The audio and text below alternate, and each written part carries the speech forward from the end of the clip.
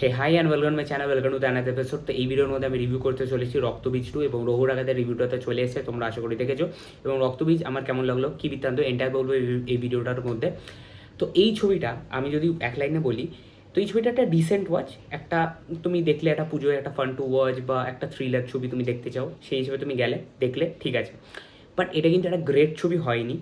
এবং আমি রঘু ডাকাতকেও বলছি না যে গ্রেট ছবি, রঘু ডাকাত একটা ভালো ছবি, তুমি দেখলে মন ভালো হলো, তুমি একটা লার্জার দ্যান লাইফ একটা ক্যারেক্টারকে তুমি স্ক্রিনে তোমার ফেভারিট হিরোকে তুমি দেখলে সেই হিসেবে পোর্ট্রে করতে ঠিক আছে।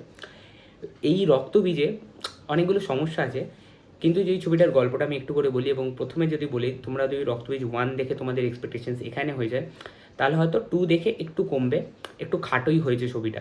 এবং আগের বছর বহুরূপী দেখে তো আমার এক্সপেকটেশনস এখানটাতে ছিল, সেখানটাতে রক্তবীজের দেখে আমি একটু হলেও কোথাও গিয়ে ডিসঅ্যাপয়েন্টেড। বাট আমার তাও কিন্তু ছবিটা একটা ওয়ান টাইম ডিসেন্ট ওয়াচ হিসেবে লেগেছে। তো এই ছবির গল্পটা দিয়ে আমি একটু করে বলি। এই মুনির আলম, অঙ্কুশের যে ক্যারেক্টার, সে প্রাইম মিনিস্টারকে মারতে চাইছে, মেন কথা।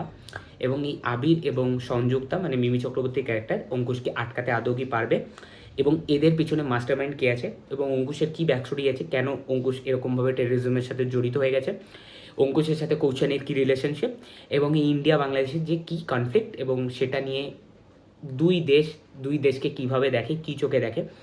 এই থেকে বেশি কিছু জানতে হলে বা এগুলোকে ডিটেলসে জানতে হলে তোমাদের গিয়ে ছবিটা সিনেমা হলে গিয়ে দেখতে হবে। এবং আমি বলবো যাও গিয়ে সিনেমা হলে গিয়ে ছবিটা দেখো, প্রত্যেকটা ছবি দেখো। তো এবার এই ছবির মধ্যে পজিটিভ দিক, নেগেটিভ দিক। ছবির মধ্যে সবথেকে যে পজিটিভ দিক আমার লেগেছে সেটা হচ্ছে ছবিটাকে যেভাবে ভিজুয়াল প্যালেটে ফেলেছে এবং যেই গ্র্যান্ডিয়ারনেসটা উইন্ডোজ দেখাচ্ছে, এবং যেরকম ধরনের তারা ছবি করতো সেই ধরনের ছবি থেকে তারা কমপ্লিটলি বেরিয়ে গিয়ে একটা অন্য ধরনের ছবি করছে, এবং সেখানেও তারা কিন্তু বেশ ভালো, কোথাও খামতি রাখছে না ছবিটা বানাতে।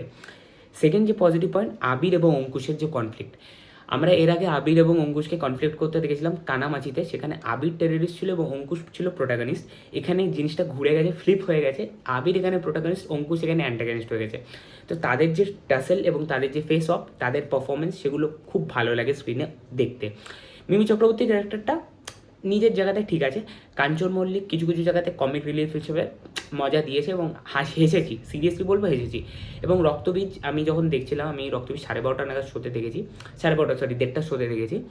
তো রক্তবীজে কিন্তু রঘু ডাকাতের থেকে ডেফিনেটলি কম অডিয়েন্স ছিল। এবং রক্তবীজে আমি হয়তো 10 থেকে 15 জন ছিল, এবং তারা they were enjoying the film, এবং I was also enjoying the film. যদি প্যাকড অডিয়েন্স থাকতো সেই জোকসগুলো হয়তো আরও বেশি করে ল্যান্ড করতে পারতো, যতটা কম অডিয়েন্সে হয়নি, যেটা একটা মেনলি ফল্ট থাকে যে তুমি একা দেখো আর একটা কমিউনিটি ভিউইং এক্সপিরিয়েন্সের মধ্যে। এবং সেকেন্ড যে পজিটিভ পয়েন্ট আমার রক্ত পেয়েছে, গানগুলো ঠিকঠাক, তবে কিছু কিছু গান কিন্তু আছে যেগুলো স্ক্রিন প্লেকে সিরিয়াসলিভাবে ব্লক করছিল, স্পেশালি আবির এবং মিমির যে একটা রোম্যান্টিক গান আছে বিচের ধারে ধারে, ওই গানটা কিন্তু জমেনি এবং সিনেমার মধ্যে না রাখলেই পারতো। সেকেন্ড, তার এরপরে আমার ছবির মধ্যে ভালো লেগেছে ছবির যে অ্যাকশানগুলো আছে এবং শেষের 30 থেকে 40 মিনিট ছবির, সেটা একদম মানে দারুণ। সেই ছবিটা পুরোটা যদি ফ্ল্যাট ফ্ল্যাট যাচ্ছে এবং ওই 30 মিনিটে ছবিটা এখান থেকে এইখানে পৌঁছে যাচ্ছে, মানে একটা আলাদা লেভেলে ছবিটা চলে গেল। ওই মানে পুরো ছবিটা একরকম আর ওই 30-40 মিনিট আলাদা রকম। এবং ছবিটার মধ্যে না কিছু কিছু জিনিস এরকম মানে খাপ ছাড়া রয়েছে, মানে একটা সিন হচ্ছে, সেই পরের সিনটার সাথে হয়তো সেটার কোনো লিঙ্কেজ নেই। এটা মূলত ম্যাক্সিমাম ফার্স্ট হাফে এই জিনিসটা প্রবলেম আসে, এবং এরকম ছোটো ছোটো অনেকগুলোই ছোটো ছোটো এরকম প্রবলেমস আছে ছবিটার মধ্যে। বাট একটা ডিসেন্ট ওয়াচ হচ্ছে, আবির এর পারফরমেন্স ভালো, অঙ্কুশের সাথে তার টাসেল ভালো, ভিক্টর ব্যানার্জির ক্যারেক্টারটা ঠিকঠাক, এবং যে কিছু কিছু সংলাপ খুব ভালোভাবে ইন্ডিয়া বাংলাদেশকে নিয়ে রয়েছে, সেগুলো খুব ইম্পর্ট্যান্ট মানে কথা, যেগুলো হয়তো আমরা সচরাচর বলতে দেখি না, বাট এখানে শিবপ্রসাদ মুখার্জি এবং নন্দিতা রায় এই ছবিটার মাধ্যমে সেই কথাগুলোকে, বার্তাগুলোকে পৌঁছাচ্ছে অডিয়েন্সের কাছে, সেগুলো আমার ভালো লেগেছে। বাট আমার কিছু আরেকটা জিনিস যেটা খারাপ লেগেছে, যে রক্তবীজে না অনেকগুলো ক্যারেক্টার্স আছে, সেই ক্যারেক্টার্সের অনেকগুলো লেয়ার আছে যেটা তুমি ফার্স্ট পার্টে অনুভব করবে, বাট এই পার্টে না সব ক্যারেক্টারগুলোকেই রেখেছে, এই দেবলীনা কুমারের ক্যারেক্টারটাকে, তারপর হচ্ছে অনুসূয়া দেবীর ক্যারেক্টারটাকে, এবং ওই বাড়িটার মধ্যে আরও যে বাচ্চাগুলো থাকে, আরও যে কাজের বউ থাকে, আরেকটা ছেলে থাকে, তাদের যে সবার যে একটা ইন্টার রিলেশনশিপ, সেগুলোকে এখানে কোথাও স্পেস দেওয়া হয়নি, যেটা ফার্স্ট পার্টে দিয়েছিল। এখানে মেনলি ফোকাস ওই ইনসিডেন্টটার ওপরেই রেখেছে তারা, হয়তো তারা কনসিয়াসলি সেই ইনসিডেন্টটাকেই দেখাতে মেনলি চেয়েছে বলে সেটার ওপর রেখেছে, বাট সেটা গিয়ে কোথাও গিয়ে মানে একটুখানি অডিয়েন্স হিসেবে সেটা খারাপ লেগেছে। বিকজ ফার্স্ট পার্টে যে জিনিসগুলো ভালো লেগেছিলো সেই জিনিসটা এখানে কমপ্লিটলিভাবে রাখেনি এবং অন্য ট্র্যাকেই ঘুরেছে।